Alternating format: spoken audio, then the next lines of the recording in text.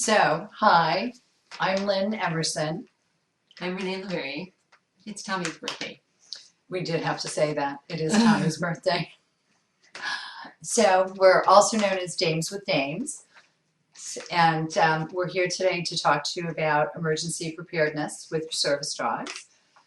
It's something that Renee and I are very passionate about because we do a tremendous amount of education with EMS and first responders. So we wanted to share with you today a lot of the things that we've learned in working with the first responders, going from town to town and working with a lot of the EMS and first responders. We've not only been training them, but they've been training us. Yeah, that's sort of the key. That's a big part we wanted to share because they've been great and what they've taken from us and learned and they're out there doing it, but what we've learned from them is what we really want to share too. Right. So one of the things that's so important is when you have a service dog, it's really critical to remember that we're disabled. You know, everybody who has a service dog is disabled. And so you're coming to the table with issues and health issues, and it's something you have to be very honest about. And so it puts you in that percentage of the population that's at greater risk for needing EMS and first responders. So we wanted to make sure that it's something that you're aware of, and we wanted to share with you what we've learned in terms of how you can better help EMS help you in an emergency situation with your service dog. So one of the things that we've learned with them, and again, it's really a responsibility, and it's just another responsibility that you have with your service dog, really. You know, when we think about the reason we have service dogs is for safety. You know, with the mobility dogs especially, it's, you know, we think about safety at home and safety out doing errands and out in the public. You know, they keep us from falling and they keep us sort of independent. And but you think about there's accidents still happen, so that's what we really want to share. It's like, you know, there's still times when you're going to be in the car and something's going to happen. I mean, hopefully not, but you know, and it's about being prepared. Right. Our responsibility to ourselves and to the dogs are to be prepared. Right. So one of the best things you can do is to really communicate, and so those are the first things we want to go through. The biggest thing that you can do is have these great, hopefully you can see it, is the do not separate sticker. And these are great, and you can place these on, I'll hold it up again. So you can place these on your car and put them on your car window, and your back windows are great, or on your home.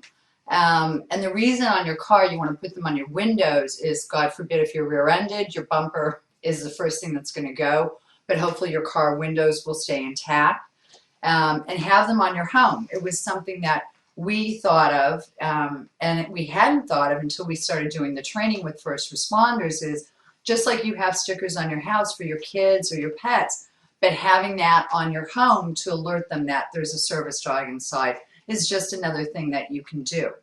There's also there's patches that you can get as well, and magnets that fit their car that secure enough for the car, and they can also go in your refrigerator.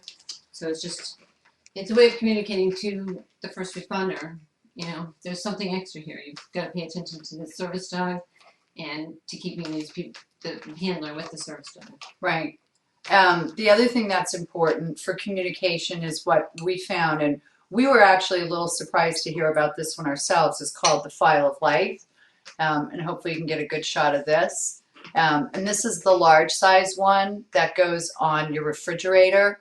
And this is the small one that you can carry with you either in your purse or put, and it says File of Life in the back one, or in your glove box. And it's interesting, we found out from EMS, when they come to your home, the first thing they do is they go to your refrigerator and look for information, which is interesting. Yeah, they raid your refrigerator for the beer, and then they come and help you. But the file of life is great because it has, when you go into it, it allows you to put in all kinds of information for medical contact, emergency contact information, and then medical history. And you can put on there, information about your service dog as well as alternate contacts for your service dog. So it's great information to have. The other thing that we've done, and if you look at Willow's blog, you'll see it, but we also make up, and this is just a Avery postcard form 8387, I believe. Blank one here. And it's actually, that one is so that one's blank that we can. You can post put for people. It's a very simple card with your picture and your service dog, and any instructions for you and your service dog, and then on the back, so you have information about them on one side, and then information about you and emergency contact information on the back side. And you can use a clip or a binder ring to attach it to your go bag, to your purse, to backpacks, to anything. It's just like a quick at a glance. It's got the picture of you helps because they make sure that you're with that dog, and if the dog, God forbid, like escape from the car, it's at a glance. Do not separate this dog from the handler. It's a repeat of the sticker, and it gives them all the information they're going to need at quick glance. Right. Willow's, for example, has a picture of Willow and I, because we realized that if they came to my house, they wouldn't know whether to take Willow or the golden retrievers. And heaven forbid, they need to take Willow, not the golden retrievers. And it has the fact that she's a service dog, and it has what her commands are, that she's a balanced dog, she doesn't sit, and not to grab her handle if she has on her big mobility harness. And it says, I'm a balanced dog, I do not sit. Commands down, walk on, up, forward, back, stay. I'll do anything for a treat. Also, please only use my leash. My handle is only for mom to use. I'm not moved by it. So that they understand that if they tried to move her by her handle, she's not going to go anywhere. Yeah, the commands list is actually really important. We found when we were working with the EMTs, because some of them just aren't dog people, are not familiar with dogs. When we sort of gave them their turn to handle the dog, they're just so like, it was like they had this little baby in their hands. They're like, what do I do with this? So having the commands and knowing that there's some default commands like down helps them. And the fact that our dogs don't do sit is another one. So it's sort of your first reaction from a dog person or a non-dog person would be like, sit. So that list is actually pretty helpful. And we didn't really think of that at first. They were sort of in working with them, we thought, it's probably helpful to have that. So that's another one of those things that just in the interactions sort of came up. It's a good communication tool to include. Right. And then the dog tag. So on your dog, when you're traveling in the car with your dog, you should always have a collar on them that has also emergency information. And you can get these large dog tags printed, where you can print on both sides at any commercial pet store. And it needs to have on it your vet's name, emergency contact information, the fact that your dog is a service dog. Willow's has, if injured, who her vet is, who to call, or to transport her to the nearest emergency vet. And then on the other side, it has the fact that she's a service dog, her name, and then two alternate contact names to call. So if, God forbid, something happens where we're injured in a car accident, this also provides information. If, God forbid, she gets out, and then we also have her microchip ID tag. If for some reason the scanner is not working, you should also have that on their emergency, what I call their emergency collar. So that's very helpful. So when Lynne told her story that her car had like been transformed for Willow, and when we first got our dogs, our cars became like our dog's car, and there's all sorts of, there's the bed and there's the extra dog food. And in working with these EMTs, we realized there needs to be, this additional sort of whole grab bag. The whole, we're calling it the go bag. That just has everything in it that they'll need, that we'll need if there's an emergency. So we're going to go through that whole. Right. So So this in addition is to other things you have in your car for your dog, this is its own sort of separate. right. So this is Pack. the go bag, and this again is on Willow's blog of what it is. And so this is just on Amazon, $9.95 for the duffel bag, and you can just attach the patches so that right away it catches their eye. This is that tag we spoke about with all Willow's information, all my emergency contact information on the back. It's just attached with like a book, notebook ring. And then I use the extra leash to actually attach it to the car so that it sits right in the back of the car. This goes through a hook right on one of the headrests and it attaches. So they easily can see the leash and they can see the bag. And it has patches right on it that say that service dog and then do not separate. I'm just trying to see if you can see it. And then on the other side, it also has service dog patches. And then in the bag, we have, you want to Here put, Maryland standing. so another, extra leash and tags, an extra harness, an extra collar, which is this, an extra vest, collapsible bowl. These are awesome. These are great to travel with. Just if you're Right. like traveling in the airport or something, those are great. I love those. Cleanup supplies, because if you're keep thinking if you're taken to the hospital and your dog's going to go with you, what are you going to need for at least the first, let's say half a day or day until somebody else, can help you or get you extra stuff. So cleanup supplies, a fluffy or a mat. So I always carry Willow's, she gets just a nice purple fluffy. Extra food, so I always carry a day or two supply of food. And with food, you want to make sure you don't just keep it in there nonstop. Rotate this out like every couple of weeks. Use this food and then put new food in so it doesn't go bad. You want to, believe it or not, you want to actually put a muzzle in your go bag. And you're probably thinking, why? But here's why. God forbid if your dog is injured in a car accident, and get your dog used to wearing it. It's something that EMS, if they've been trained, would be able to grab this and muzzle your dog if your dog's been injured. And we've talked to EMS about this. They actually asked us that question. Yeah, that was amazing. It's like the little light bulb moment when we were busy explaining how our dogs aren't aggressive at all, and there isn't like this ounce of aggression in them. And then one EMT asked, well, what happens if the dog is injured? And it's like, oh my gosh, that changes the whole story. If the dog is injured, you don't know what they're going to do to protect themselves, and so it's like the muzzle in the car is just, it's essential, and it's very easy to slip it right on. And so I was like forever thanking that EMT for bringing that up, because it makes total sense, and I never would have thought of it. So I'm too busy saying how gentle it is.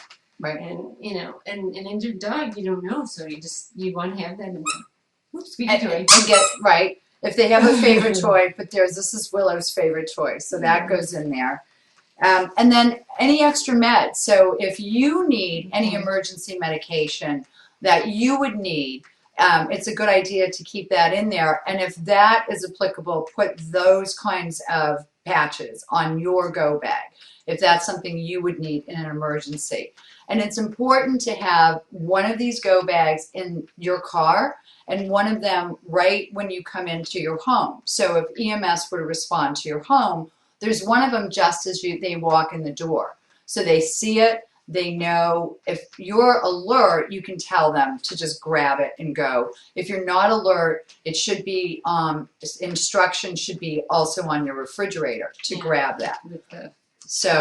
With your file of life. And you can just put that right on your refrigerator. And that way they can just pick it up and take it with you and your service dog, and you have everything with you in terms of supplies for your service dog.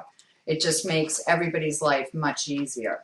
And it's funny because when I first brought Tommy home, people, were asking, well, what's it like, having your service dog? And, I still say it's a cross between a toddler and a date.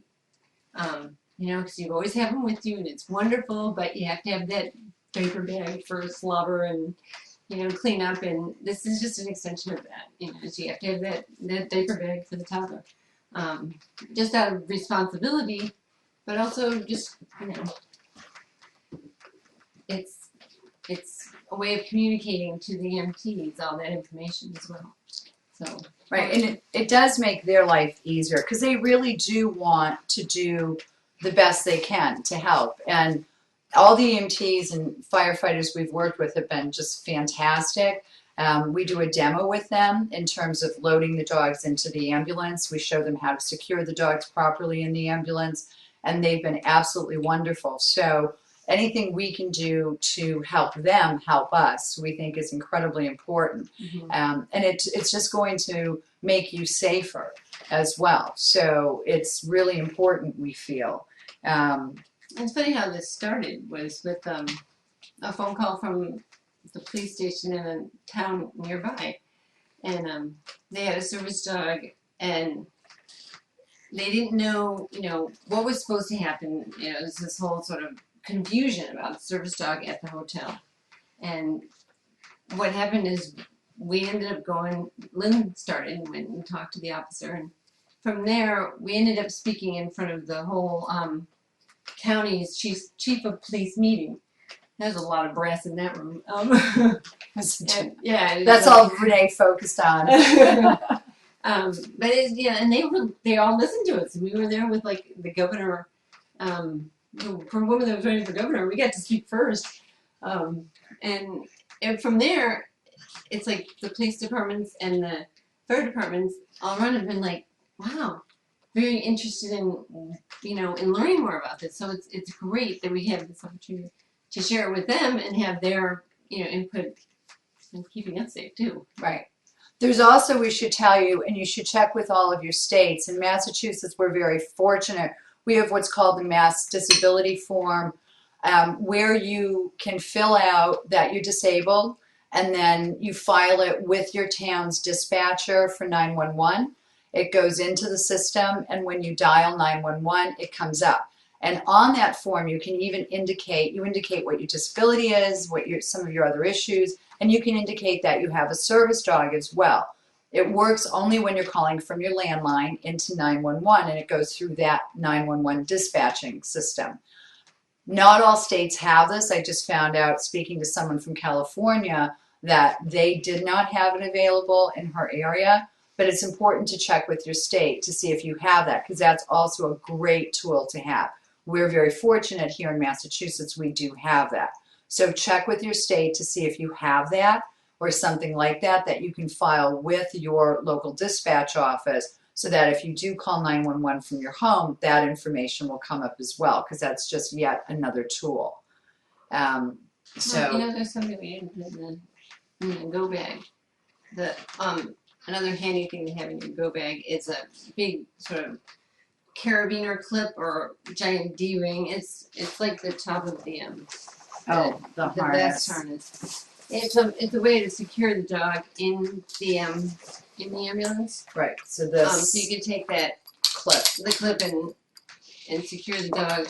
Well, another thing we learned is many of our local ambulances they're cutting back and they're cheap and small and they can't, the dogs fit in some, but the literature that we've seen, they put the dog in the front in the old-fashioned days. Well, they can't turn the airbag off in the front in many of these. So you want to, just be aware of that. And if the dog is needing transport, if you're being transported in the ambulance and the dog needs transport and it doesn't fit in the ambulance, think twice before they go into and they say, well, we can just put them up in the cab, because you want to make sure they don't have the airbag. Where they can't shut the airbag off, and they can transport them in another official's vehicle, like the chief of police has an Explorer, or a police officer can transport them. So we can take some questions now. We already have a few. Molly's mom in Maryland. Once you received your service dogs, did it take long to train them to help with your specific needs? Well, we, both Willow and Tommy are program dogs from Service Dog Project in Ipswich. So they came when the way it works with Service Dog Project is they're fairly well trained through Service Dog Project as mobility dogs once we're matched. And then they work with us at Service Dog Project to then really fine tune them to individually train them to each of our needs. Renee and I often explain that because I have MS and Renee has Parkinson's. What Willow does for me is subtly different than what Tommy does for her. So for the definition, I'm a word nerd, so if I'm repeating things that I've already said, but the definition of service dog with ADA is a dog that is matched up with someone with a disability, and the dog does specific tasks for that person with a disability, and it's individually trained for that person. So at Service Dog Project, for example, the dog, all the puppies, you see all the puppies, and they start their training early on. They get spoon fed, they learn their names, so they all get that first sort of level of training, and then they go out and socialize. You've seen Megan at the mall, and then sort of that next level training. Then they do the commands and the sort of behaving in public, and all the everything but sit. But they graduate then to sort of the down state. So there's all these like levels of training. And then sort of way up at the top, they get trained for what their task is mobility, and so they're working with stabilizing and bracing, but even after that, then they get individually trained, like Willow with Lynne and Tommy with me. At that point, they're all mobility dogs, but they're going to be trained totally differently for the specific task that we each need. So Tommy's going to do something different, than Willow, because it's what each of us need. Yeah, and I would say once you receive your dog, it takes probably a good 6 months to sort of really, to answer your question, it's about 6 months to really sort of work it out, I would say. And before you sort of been through every situation that you're going to be through. Yeah, grocery store, travel, people who, pet them all the time. I mean, just every sort of. But that's getting a fully trained dog. Yeah. And it's like kids, the training happens all the time. They're still 30 and you're still telling them to say please and thank you. So this training is also sort of ongoing. Yeah, so it does, it can take a little while. I don't remember the question. Yeah, how long did it take to train them to specific needs? But that's starting with the dog that's already well trained. Just to throw that in, we both have progressive diseases, so we may need things as time goes on that they're not doing now, but we can go back and get additional training for something that we might need, in the future. So a lot of agencies work that way. So Amy in Kentucky wants to know, when service dogs encounter a situation with rescue workers, what measures are taken to calm an overprotective service animal? Ding, ding, ding, ding. Yeah, that an overprotective service animal should not be a service animal. Those don't go together. Right. That that's a huge issue. The one thing about service dogs is they should absolutely not be protective. And so when we work with EMS, one of the things, the way EMS is trained is make the scene safe, make yourself safe, and then attend to the patient.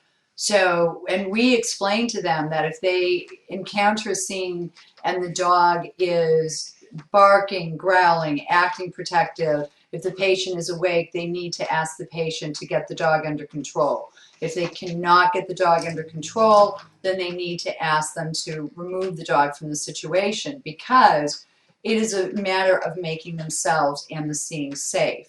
A service dog should never be protective. If a service dog is protective, it's not qualified to be a service dog. Yeah, the ADA actually has a line about that in the description, that that protection is not something that's considered part of the one of the tasks that a service dog does. Right. And we actually do a demonstration where part of our class for EMS, an hour and a half of it is in the classroom, then we do a half an hour on the actual apparatus. We load one of these guys into the ambulance. It's we are, when she's loaded. Yeah, it's usually me. And I'm on the stretcher, and I have one of the poor EMTs be my victim. Oh, We all do. I have them lean over me, working on me, and then I start screaming loudly. Banging on the side. Yeah, saying things like, get away from me, ow, you're hurting me. And the demonstration is that Willow stays laying next to me. Occasionally she'll look up, and I think actually she's looking up more like, oh, seriously, we're doing this again. But she is never protective, and that's the point. A service dog is never to be protective. And if you think about the dog is with us all the time. So we've been at the dentist before where someone's hovering over us, drilling in our teeth, and we've been, at the doctor's office, and, the dogs have been there when people have been working on us. So with an EMT working on us, Tommy would definitely sense the situation, and he would sense that he'd be nervous because the situation was tense. He'd sense that tension, but he wouldn't. Well, if he did anything, he'd pee. It wouldn't. Right. It's not. So the next question, Mew in Maryland, do you try to desensitize your SDs to sirens? I've had dogs that a siren didn't bother, but I've also had a couple that became very stressed, thinking of an ambulance trip. It's very funny now, if Willow hears a fire truck and a siren, she actually steps out, turns her head, and thinks she's supposed to go with them. We were sitting in one of the training sessions at one point, and we didn't know they were going to do this, and they started testing the bells. And so it started bonging and binging, and it was super loud, and all these beeps, and remember that? And those guys didn't move. Yeah. At one point I think Tommy sort of was like, oh, you woke me up, and they didn't move. Yeah, I would say if you think it's a concern, I would certainly try to, but again, a service dog really should not be sensitive. I mean, Willow goes to concerts and theaters, and they should be pretty stable dogs. If they're out having public access, they shouldn't really be put off by much, because anything could happen at any time. So they need to be fairly stable. So, but if you think it's a concern, I would certainly work on that, and take them and expose them. Yeah, a good place would be, the kids concerts. Tommy did my son's recital in 5th grade. And he, how those sound. And it was when the cymbals went off. That one got him his ears up. But the rest of the, honking and blowing, and he was fine. Yeah, and the applause, all of it. So maybe go stand by your nearest fire station, park the car, and let them listen for a while. So ESCH88, I don't know how you'd pronounce that. How have your lives changed now that you both have a third wheel? I love that. That's awesome. I guess we're a full set then if we go together. Yeah. You go first so you can cry. Oh, that's it. Just get it over with. It's like, you I knew it was going to happen. The dishes are way over there. It's like a toddler in a date. That's all I can say. Here. You go first. All right. See, I knew I could bring you to tears, because now I'm going to cry too. This is awesome. This is what happens when we talk. We always end up in tears. But so it's incredibly life-changing. I tell people all the time, it totally changes your life. When I got Willow, I had become basically reclusive in a way which was so unlike me, which for people who know me, know it's not like me. But I was so afraid of falling that I had just stopped going out because it was so frightening for me. And once I had her and was confident in her, I started, excuse me, going back out and doing things again that, just going grocery shopping or going shopping, period. I felt comfortable doing. Going to CVS, I felt comfortable doing. It's a huge difference. Even just being in my house is different because I feel safer going up and down the stairs. I'm not going to fall, where before her I didn't feel safe doing that. So it totally changes your life. It's completely amazing what happens, but it's also this incredible responsibility. So you have to really weigh it. And everything you're thinking, you know, wherever you go, you're always thinking of the dog. It's like, you know, if you're driving with someone else, will you fit in the car? You know, going to a friend's house is, you know, are there any allergies? You know, it's like the dog is always with us. And I was walking into a shop and, you know, these tiny little shop boutique kind of things, and the person, I think he was just being like nice. He wasn't trying to say the dog doesn't belong here. It was like, you know, oh, can I hold your dog while you look around? I'm like, yeah, that's like saying, why don't you just take my leg off? You know, he's an appendage. I mean, right? You don't. Yeah, it's like You don't. That's it though. You don't do anything. They're with us 24 hours a day, 7 days a week, 365 days a year. You don't do anything without them, and so everything you do is, you know, okay, am I going to be able to do it? And is it going to be at her dinner time? Do I need to feed her there? Willow just groaned. I don't know if you heard that. You already ate. Is it, you know, am I going to have to walk her while I'm there? You have to think of everything you do now has to be thought of with her in mind. And, you know, your car will never be clean again. Never. No, it won't. Will it, Willow? You know, it's just your whole life is now about, you know, your dog too. It's, you know, but it's also about your dog too. You know, it's, you know, the good of your dog, you know, and she just crawled up here. You know, it's how much this dog changes your life. I mean, she sleeps right here with me. And that's how much of a partnership it is. And it's become so seamless that I can't imagine not having her. It's amazing. I had a woman approach me in the grocery store the other day. She was, you know, admiring his vest. And where did you get the do not pet sign? I'd love that for my dog. And I said, well, he's a service dog. She says, oh, so's mine. I'm like, no, it's not. It's not with you. And she didn't have the dog with her. It's like, it wasn't in the mood for a conversation. I just said, oh, okay, you know, and sort of moved my card on. But it's like, it's not a service dog if it's not with you. It's like I said, it's an appendage. And I don't mean that in that, like, you know, in a bad way. It's part of you. It's like you're always thinking, you know, first thing in the morning is, you know, they have to go out and they have to be fed. So if you're like a cat person, service dog might not work. Yeah. Okay. From Tuppy Cat. Now that you have both become quite the public face for Great Dane service dogs, you get a lot of calls for help and advice from other new recipients. Not a lot, but I do. I think we both do hear from other, you know, and not just from Great Dane people, but from other service dog recipients, which is great, and you know, don't mind it at all. You know, anything we can do, I think Renee and I both feel that way, to help other people as they're acclimating. I've talked to people who are just considering getting a service dog. And I think that's great too, to, you know, people that are smart enough to ask the questions before they go down the road. That shows a lot of insight, I think, because it is a huge responsibility. It's a huge undertaking, and it isn't that easy.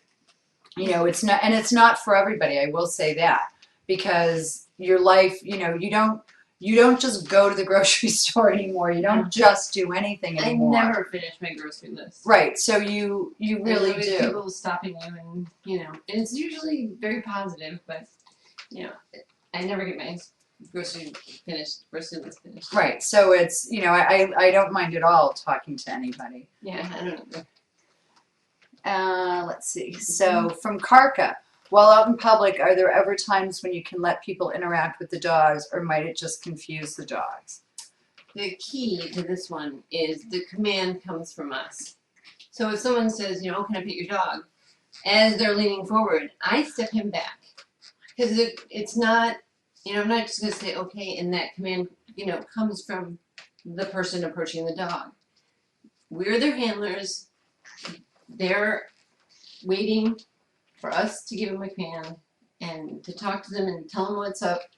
So we'll say, if you'd like to say hello, you say hello to the dog. So that for me, that's the key. Is it's not just sort of this, I don't need him right now.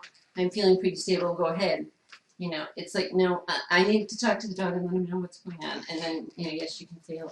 And after my yoga class every week, Tommy knows you can get up and like go say hello, make the round, say hello to everyone. There's one gentleman that always brings dog cookies for him. So he knows he has to wait till the end. But he also knows he can't just get up and walk around until I tell him he can. So it's like, even though it's every week, and even though these people are all familiar with the Tommy, it's like he still has to wait for me to say so. Right. And we always do, at the end of, when we're done with the firefighters and the EMTs, we always say, go say hi, and that's their command that they're released, and they get to go and mingle with all the firefighters and the EMS, and they love it. They all go with dog grooming. Yeah.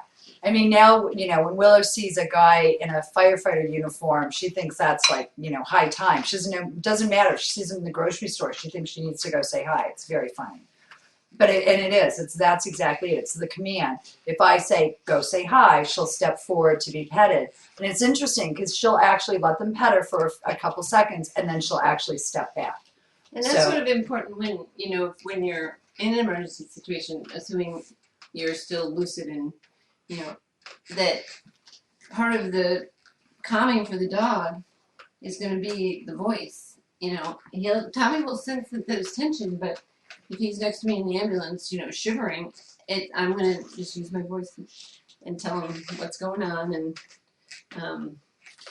so it's like almost anything. It's like, and I said the word command, and it's a conversation. I'm always talking to him. So it tells him what's up. Right. Whether it's a calming thing or it's a no, I need you now thing. Next one from Tessa Latte. I'll go with that one. If someone at work is allergic and an employee or a consultant needs to bring a service dog in with them, how is this solved? So according to the ADA, allergies are not a reason to exclude a service dog. What the ADA suggests is that both the person with the allergy and the person with the service dog is accommodated. And their suggestions are, A, obviously the person with the allergy does not pet the service dog, common sense. And B, you would put them in two different locations. Or no, I shouldn't say two different locations, but try to separate them. So the ADA actually uses the example of a homeless shelter in a classroom. Don't ask us why. But so you would put the person with the service dog in that part of the room and the person with the allergy in that part of the room, just keeping them, apart. Yeah, like if you're at a restaurant or something. Right, and that's the same thing. But you never exclude the service dog because of an allergy. That's the most important key to that. And that's actually in the ADA. Crafty. I love that. Any special plans or treat for Sir Thomas's 4th birthday today? Well, I had mentioned a birthday cake. I was thinking of party hats, but I don't think he'll like that. But yeah, he likes treats. He's got a very sensitive stomach, so we might be eating the cake and then giving him, a little more of his extra food, but he won't get cake. Great Dane and diarrhea, not two words in the same sentence. No, especially service dog. Yeah.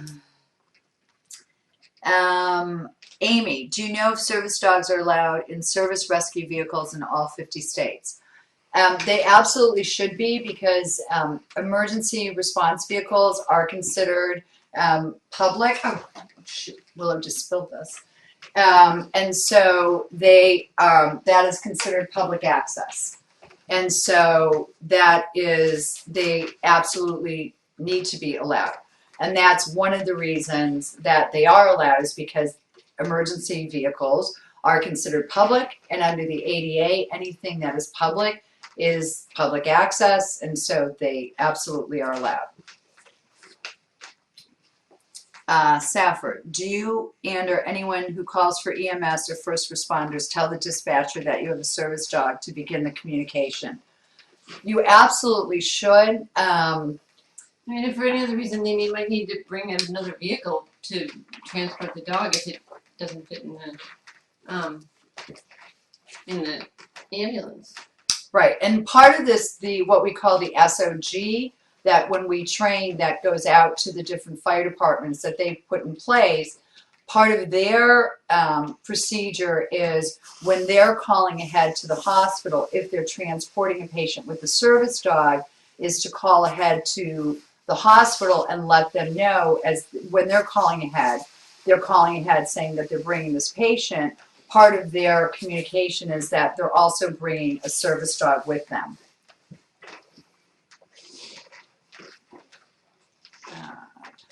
Sassy Bells 5.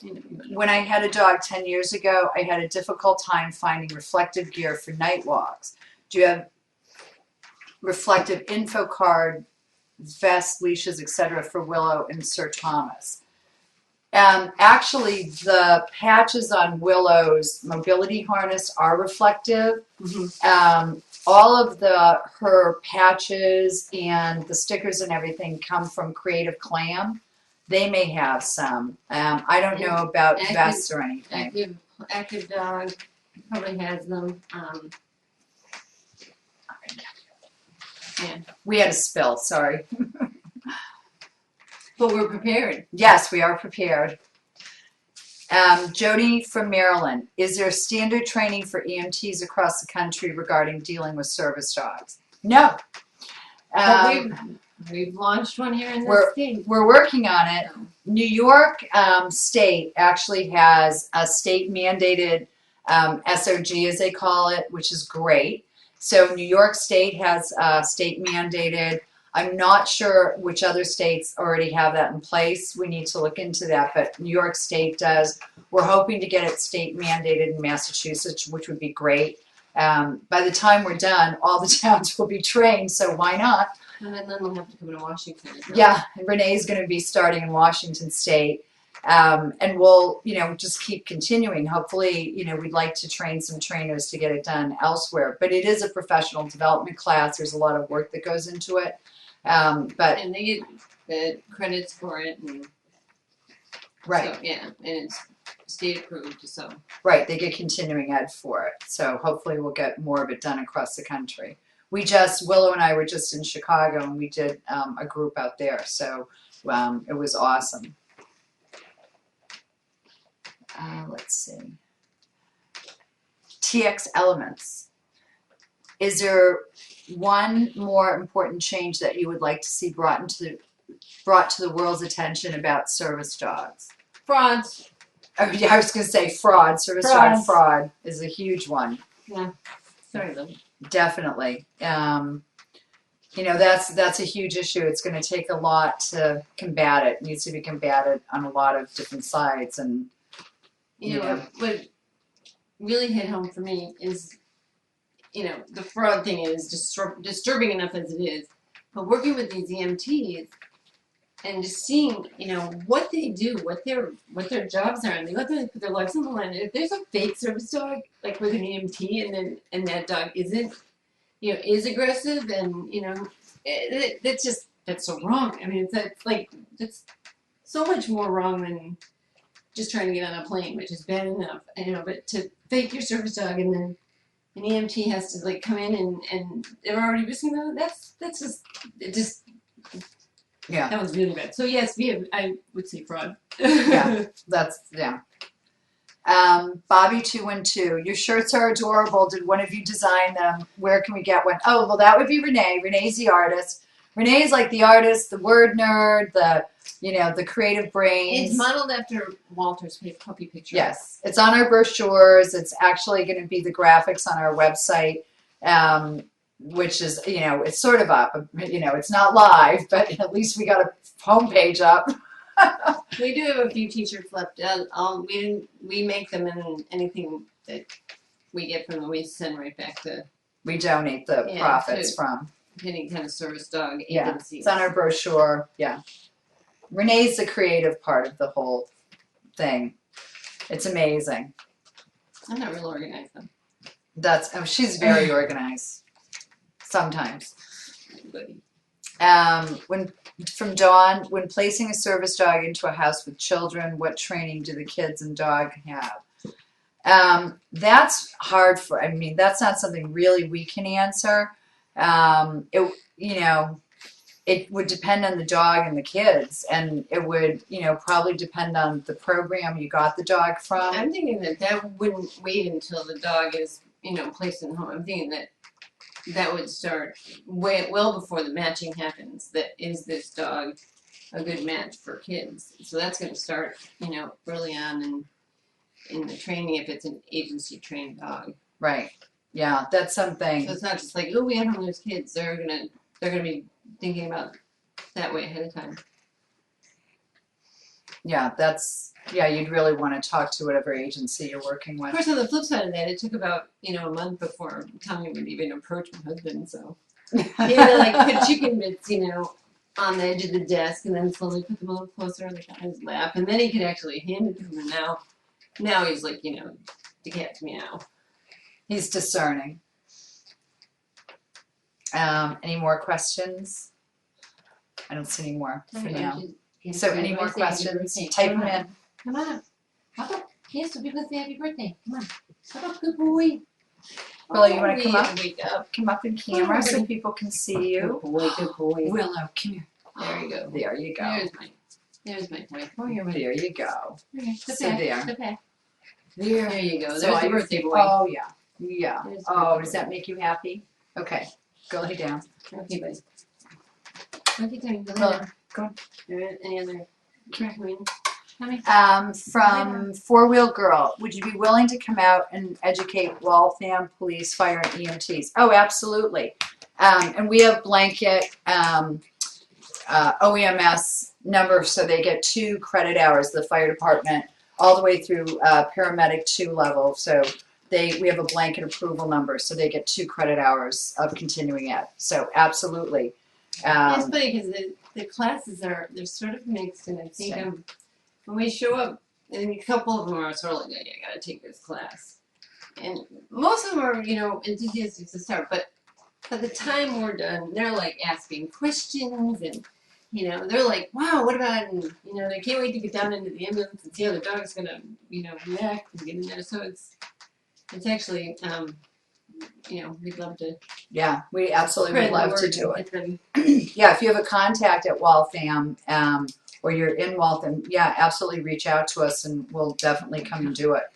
So, in a heartbeat. Any more questions? Anyone? Andy, do you have a question? What was it? What's the sort of thing that you learned most? What's the thing that pops into your head? I have to say, I was really, really surprised. The one thing that I learned the most was the file of life.